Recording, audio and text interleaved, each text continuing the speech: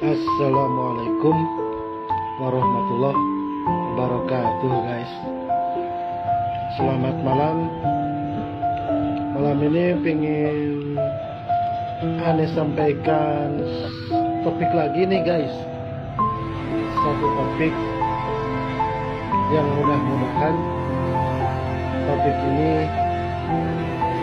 bisa buat nambah wawasan dan bisa ngambil manfaat walaupun sedikit. Mudah-mudahan manfaat. Topiknya adalah belajar mengenal jati diri, belajar memahami jati diri.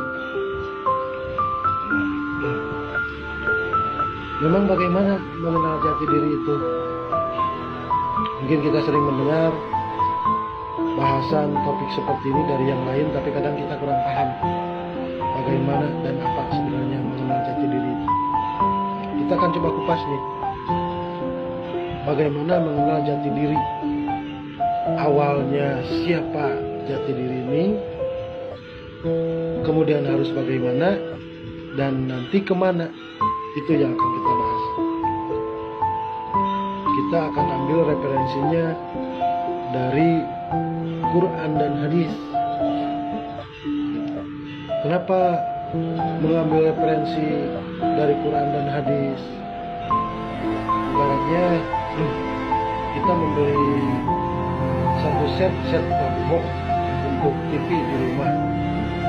Nah, di dalam packing set box tentu ada petunjuk cara pemasangan set box yang benar, hingga setelah paham petunjuknya kita pasang dan mendapatkan hasil sesuai harapan. Kuncinya dengan melihat petunjuk yang ada di packing set top box.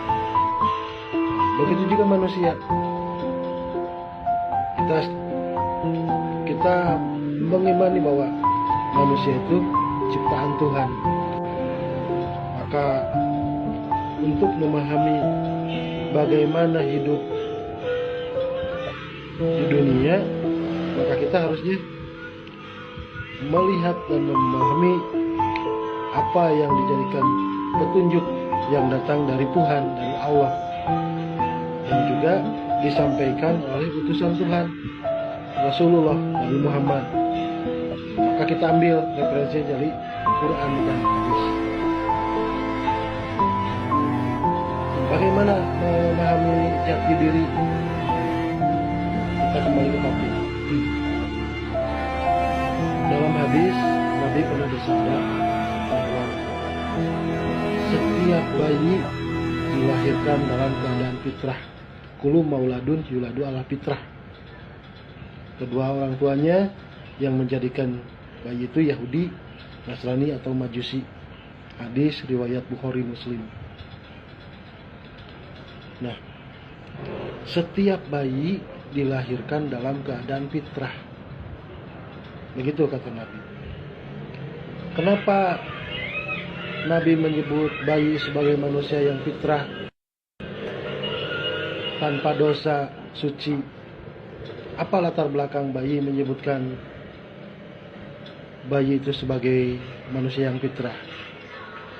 Nah, itu karena sebelum bayi itu dilahirkan, ketika di alam ruh, bayi ini udah bersumpah tentang keesaan Allah. Dalam Islam ada tradisi yang namanya 4 bulanan. Itu 4 bulanan itu tradisi yang sering dijalankan dalam Islam, di mana saat itu bayi yang 4 bulan Allah jadikan ruh pada bayi itu. Kemudian ruh itu bersaksi tentang keesaan Allah.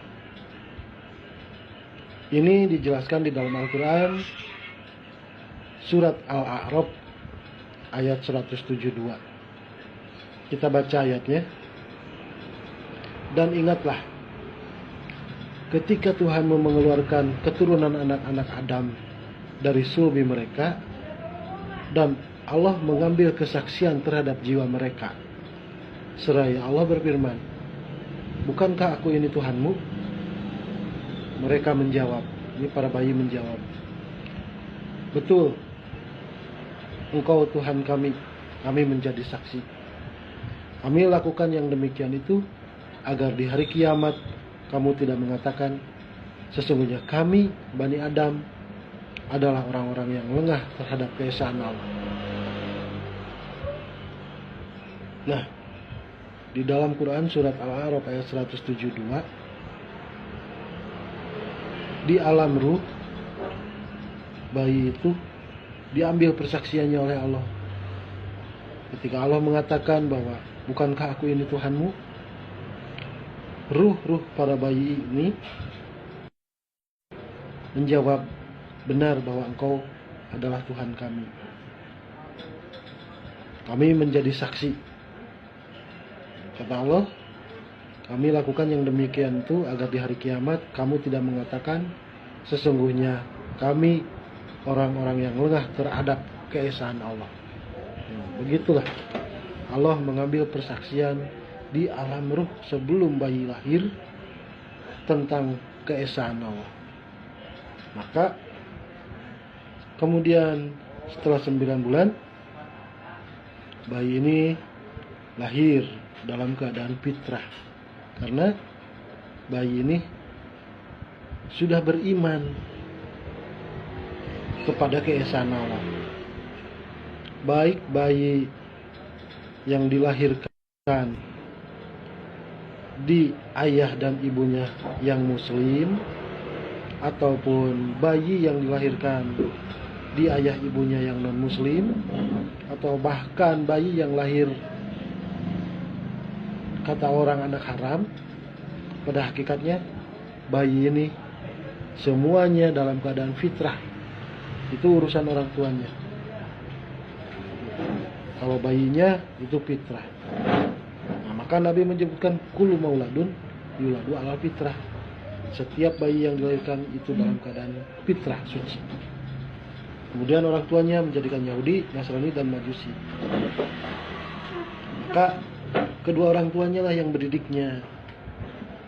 Mau dijadiin apa, mau dibentuk seperti apa, maksudnya dibentuk masa depannya mau jadi apa, itu orang tuanya yang mengarahkan bayinya, anaknya, memberi pengetahuan, bergaul dengan temannya sampai disekolahkan. Banyak input yang masuk kepada si bayi ini, yang tentunya berbagai input bayi ini diterima oleh bayi ini gitu. Hingga akhirnya input-input yang datang dari temannya, dari lingkungannya, dan lain-lain kemudian dijadiin prinsip. Padahal belum tentu itu input-input semua yang datang pada bayi itu adalah kebenaran. Tapi input-input yang datang dari pergaulan, lingkungan, tradisi, sekolah, dan lain-lain. Begitu. Maka ada slogan atau ada perintah yang datang dengan kalimat kembali ke Al-Quran dan hadis. Nah, ini maknanya adalah bahwa semua manusia yang dapat input dari berbagai macam lingkungan, dari teman sekolah, lingkungan, tradisi, dan lain-lain, pada hakikatnya mereka diseru untuk kembali pada fitrah. Artinya kembali menjadi seperti bayi yang baru lahir. Kenapa? Bayi yang baru lahir ini di alam ruhnya dia sudah beriman pada keesaan Allah, bahwa benar Engkau adalah Allah Maha Esa. Maknanya bahwa kembali kepada Al-Quran dan hadis adalah kembali menjadi seperti bayi yang sudah beriman tanpa dosa. Seperti itu maksudnya, kembali